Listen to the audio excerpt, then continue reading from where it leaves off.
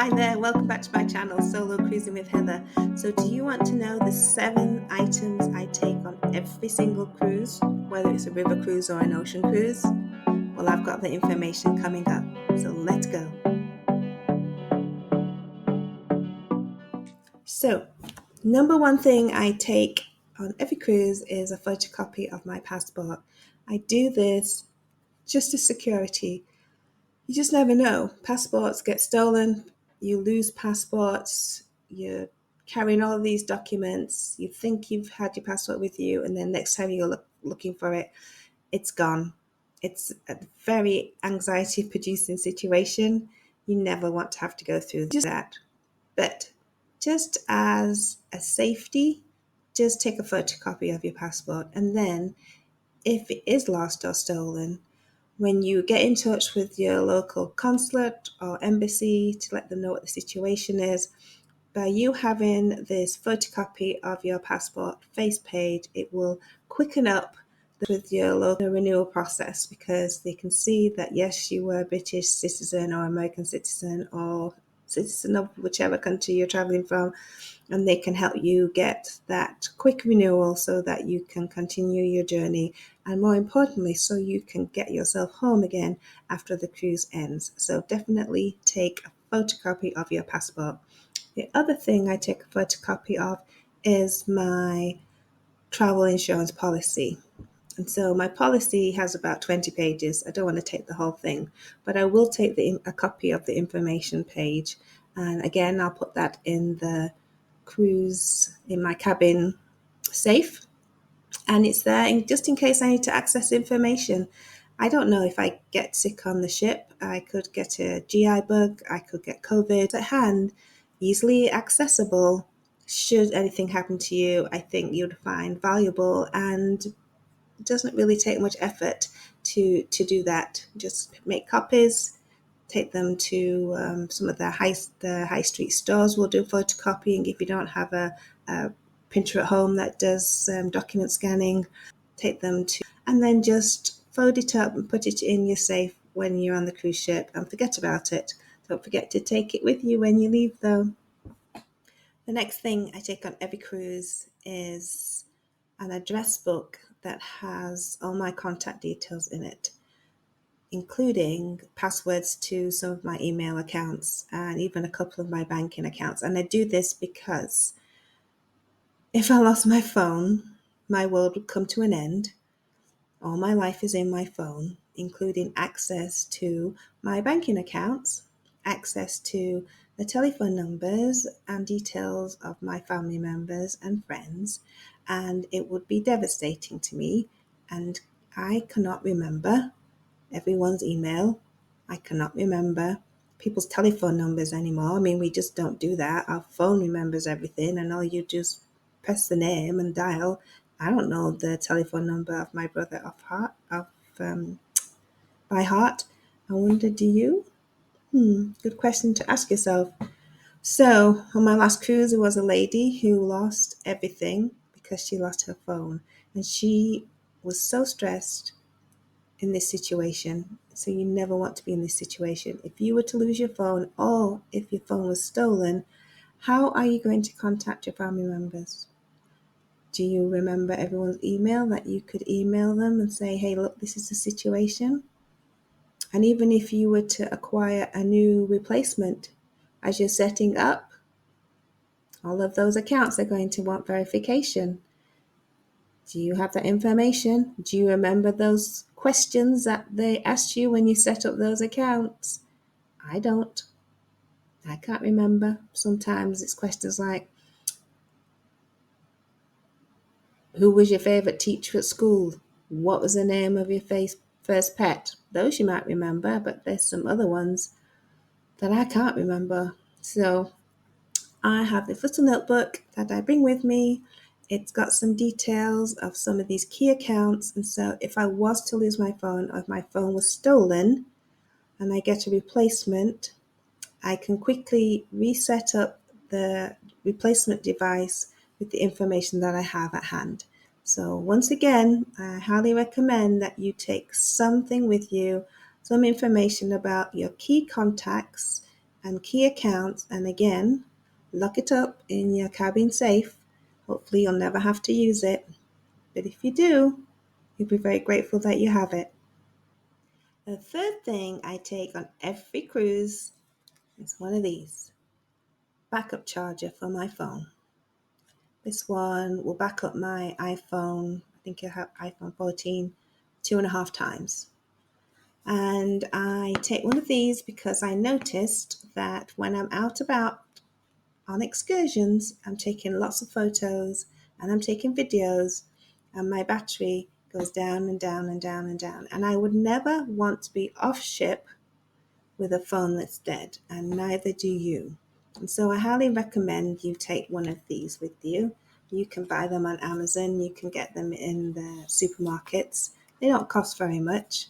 You don't need a huge one, but you just need one that's going to give you maybe one full charger of your phone, just in case you find yourself off ship with several hours to go before you're going to rejoin the ship, so that your phone is working. Because if you are on an offshore activity that's maybe not being run by your cruise ship, and that activity starts to go over, you need to have a way to be able to contact your cruise ship and let them know what's going on, or maybe contact your family members and let them know what's going on. So don't be left with a dead battery. It's not a good situation to be in. Get yourself one of these from Amazon, and make sure that you always have a working phone. The fourth thing that I take on every cruise is a medical kit. Now, I'm a retired nurse, so retired nurses, we tend to probably over prepare. There's nothing wrong with that, be prepared. But I also take, besides band-aids or plasters, some antiseptic ointment, maybe a bandage. I also take some medications, over-the-counter medications, things that you can purchase in Boots or at the supermarket or Walgreens or CVS. Things like paracetamol, i.e. Tylenol, ibuprofen, such as Advil. I also take some anti-diarrhea medication. I'll also take some anti-constipation medication because sometimes you go too much and sometimes you can't go at all. I also will take some seasickness pills if it's an ocean cruise. And I also take something for like indigestion, like some Renes or some Nexium, because we tend to drink too much and eat too much on cruise ships, and so you might get a little bit of indigestion or reflux. So I often take medications to help me with those. Now, these are what I take. What you take will be entirely up to you. I'm not giving you medical advice. I'm just sharing what I take in my little medical kit, because I was the girl guide and we are always prepared. The next thing that I take on every cruise is a secure handbag, pocketbook, satchel, backpack, whatever I use to go off the ship when I do my excursions. I make sure that it's a secure handbag. What do I mean by secure? I mean that the model of the handbag, actually it's usually a shoulder bag, has extra locks, it has extra security, so that if I'm being jostled in a crowd, won't be an easy target for someone to open up those zippers and put their hand in and snatch my phone or my wallet or my purse or my identification. Pickpockets go for the easiest target. So you don't want to make yourself the easiest target. And making sure you go off site with a bag that gives you this extra security will maybe allow the pickpockets to go choose somebody else as opposed to you. I did meet a lady on a cruise ship, as I told you earlier, who had her passport stolen out of her backpack. And she was so shocked that this had happened, because she said she was with her tour group. Her tour group were around her. She couldn't understand how it happened. But that's the easiest group for a pickpocket to infiltrate. They just weave in and out. and snatch whatever they can. They distract you over here. Oh, could you help me over here?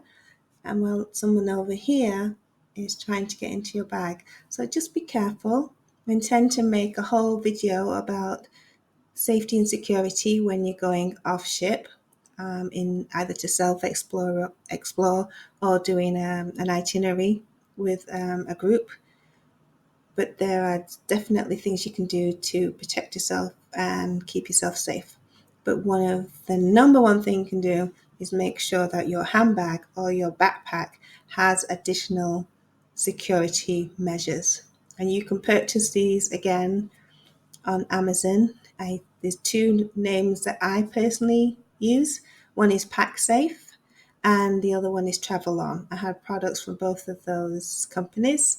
I'm not saying which is the best. They both have their pluses and minuses, their differences in size and comfort. You have to get the one that suits you best. I'm not getting any endorsements for recommending these products, but whatever you choose, make sure it works for you, make sure it's comfortable, but more importantly, make sure you can lock your valuables up within the bag or within the backpack and know that you'll be safe in a busy, crowded situation. The sixth thing I take on every single cruise is this: a reusable water bottle. I have never paid for a bottle of water on a ship. Never. I have been given a bottle of water by another passenger who had it as part of her package, and she kindly offered to get me a bottle of sparkling water, which was lovely. But I myself would never pay for a bottle of water. The water that is on the ship in the buffet is perfectly drinkable. It's the same water they're cooking your food with. It's very safe.